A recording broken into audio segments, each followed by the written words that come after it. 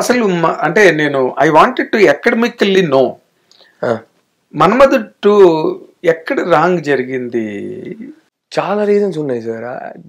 It's very difficult to, అంటే నేను ఇంకొకరు కూడా ఇదే అడిగాను అన్న, సార్ ఇంకో అరగంట సెపరేట్గా పెట్టుకోవాలి సార్ దీనికి అని.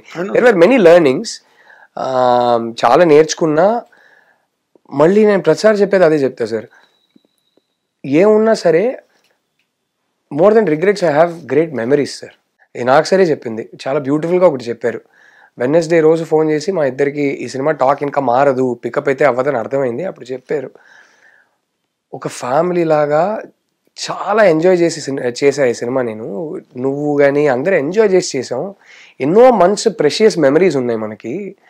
ఒక ఫ్రైడే వల్ల మెమరీస్ని పాడు చేసుకోవద్దు. నువ్వు నెక్స్ట్ స్క్రిప్ట్ మీద వర్క్ స్టార్ట్ చేయి, నీ టాలెంట్ మీద నాకు నమ్మకం ఉంది, మళ్ళీ మంచి సినిమా తీస్తావని నాకు నమ్మకం ఉంది. ఇది పక్కన పెట్టేసి ఏం నేర్చుకోవాలో మెల్లగా ఆలోచించుకొని నేర్చుకో, కానీ నువ్వు నెక్స్ట్ సినిమా స్టార్ట్ చేయన్నారు. థ్యాంక్ యూ సార్ అన్న. సో ఐ థింక్ అదొక సెపరేట్ కాన్వర్సేషన్ సార్. అంటే నేను ఇందాక నేను బిగినింగ్ లోనే చెప్పినట్టుగా, ఇప్పుడు ఒక సినిమా పెద్ద హిట్ మన్మధుడు, రెండో పార్ట్ వస్తుంది, ఎక్కడొక్కడ కొంతవరకు కాన్షియస్ అవుతారు, రైట్ రైట్ రైట్, దాని నుంచి డైవర్ట్ అయ్యి వేరేగా తీయాలన్న చోట ఒక్కొక్కసారి డైల్యూషన్ లోకి వెళ్ళిపోవచ్చు. రైట్ రైట్, దానిలో ఉండకూడదు అనుకున్న ప్రయత్నంలో అదైతే లేదు సార్. యాక్చువల్లీ ఆ థాట్ ప్రాసెస్ ఎందుకని చెప్తా sir, it was an official remake of a French film sir. So నేను ప్రాజెక్ట్ లోకి వచ్చే ముందే Annapurna and Viacom head decided that ఈ ఫ్రెంచ్ సినిమాని మనం రీమేక్ చేస్తున్నాం డిసైడ్ అయిపోయారు నాగ్ గారితో. సో నేను ప్రాజెక్ట్ లో వచ్చినప్పుడే అది రెడీ ఉండింది. నేను ఒకటే ఏం రిక్వెస్ట్ చేశానంటే, సార్ అఫీషియల్ రీమేక్ చేద్దాం, ఈ ఫ్రీ మేక్ వద్దంటే, నాకు సార్ నువ్వు చెప్పినా నేను చేయను, అఫీషియల్ రీమేకే చేస్తున్నా, డబ్బులు ఇచ్చి రైట్స్ కొనుక్కొని చేద్దాం అన్నారు. సో ఆ కథ మీద వర్క్ చేశాను తప్ప, దీన్ని ఎలా అడాప్ట్ చేసుకోవాలని వర్క్ చేశాను తప్ప, మన్మధుడు ప్రెషర్ మైండ్లో పెట్టుకొని పని చేయలేదు సార్, అదైతే జరగలేదు. ఇంకోటి ఏంటంటే, ఈ టైటిల్ పెడదాం అనేది మేము చాలా లేట్గానే డిసైడ్ అయింది. స్టార్టింగ్ లో అయితే అంటే X number of reasons sir. Actually originally నాకు గుర్తున్నది ఏంటంటే, టీంలో అందరి టైటిల్ పెడదాం అనుకుంటున్న టైంకి ఇనిషియలీ దానికి రెసిస్టెన్స్ నాకు సరికే ఉండింది. మేమిద్దరే వద్దన్నాం. నాకు వేరే రీజన్స్, నాకేంటంటే అరే అదో క్లాసిక్, ఆ ప్రెషర్, ఆ కంపారిజన్ మనకు అవసరమా, మనం తీసేదేమి మనం ఏదో గొప్ప సబ్జెక్టు అలా కాదు కదా, మనము జనాలు నచ్చేలాగా ఒక మంచి బ్రీజీ ఫీల్ గుడ్ ఎంటర్టైనర్ ఇవ్వాలనే కదా తీస్తున్నాం, అది అవసరమా అని ఉండింది ఒకటి.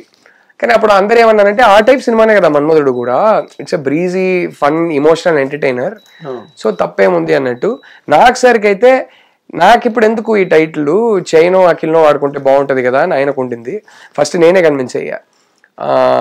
So there were x number of reasons sir, బాగుంటది ఈ టైటిల్. ఎవరు ఫోర్స్ ఏం చేయలేదు sir, it was a discussion. నన్ను ఫోర్స్ చేయగలిగినా, నీకు ఇష్టం లేదు, నాగార్జున గారికి ఇష్టం లేదు, రెసిస్టెన్స్, ఇష్టం లేదని కాదు కానీ చిన్న రెసిస్టెన్స్ ఉండింది సార్, ఇది అవసరమా అనే రెసిస్టెన్స్ ఉండింది.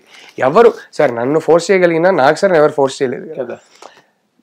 మేము మెల్లగా, నేను ఫస్ట్ కన్విన్స్ అయ్యా, ఆయన తర్వాత కన్విన్స్ అయ్యా. ఆయన ఎందుకు కన్విన్స్ అయ్యారో నేను ఎప్పుడు ఆయనతో ఆ టాపిక్ మాట్లాడలేదు. కానీ నేను ఎక్కడో నాకేమన్నానంటే, దీనివల్ల సినిమాకు ఒక హైప్ వస్తుంది, ఒక బజ్ వస్తుంది, అండ్ దీనివల్ల మనకి ఓపెనింగ్స్ ఇంకా బెటర్ వస్తాయి, నీకు అది వద్దా అన్నప్పుడు నాకు కూడా అనిపించింది, అరే మేబీ ఇట్ విల్ హెల్ప్, కరెక్టే కదా అని అనిపించింది. బట్ యా సార్, ఒకటైతే చెప్తా సార్, ఇది చాలా మంది నన్ను అడుగుతారు, ఖచ్చితంగా one of the mistakes maybe we made was that title.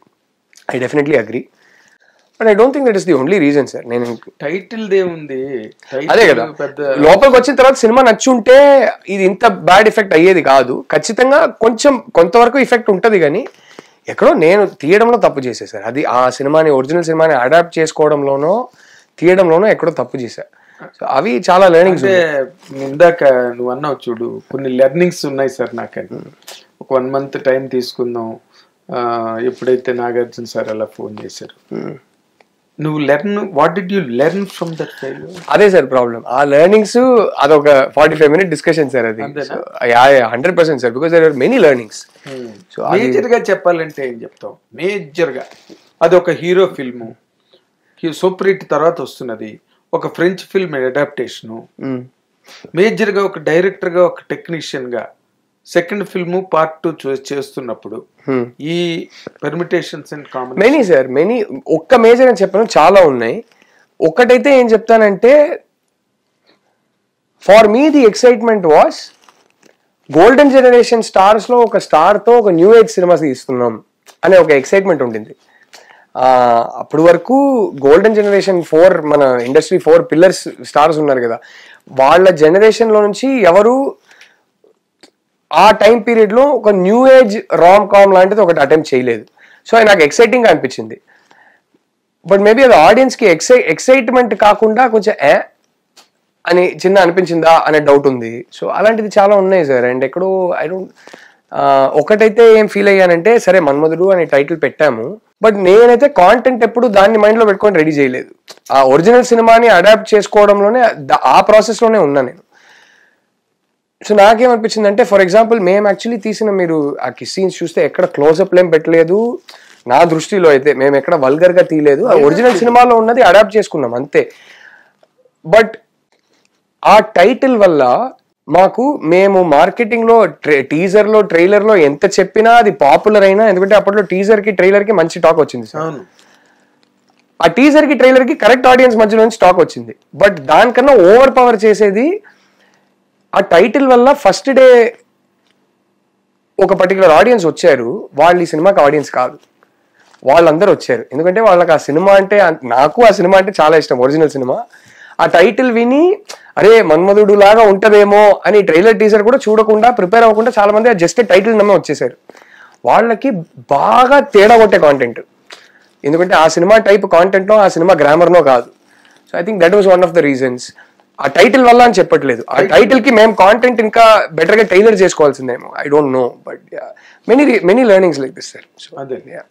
Hit TV app, ఇందులో short news, live news, entertainment shows, movies, digital magazines తో పాటు మీ జిల్లా వార్తలను కూడా ఫ్రీగా చూడొచ్చు.